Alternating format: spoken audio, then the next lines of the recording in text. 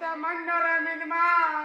बोलते जे मी तुम्हाला काही झाली करावी बघा नमस्कार मला घरे मी करते भस्म होई जा आणि आणदम निको के फेर फसम हे जा म्हणजे इलागो चल गुरत गुरता के ताची मार लागे बाबा मला पैसे दिला আর আমরটা নেই ঘরে ছাড়ে দিবা আমার ঘরে ছাড়বে নাই নাই তোমার খালি গুরু গায় আর আমার গুরু বাবা নেই এই ভজন পিলা এই স্তম্ভরে দেবে মানে এই স্তম্ভরে ভগবান দিলা নিরে দিয়ে কাকে করে দিলেন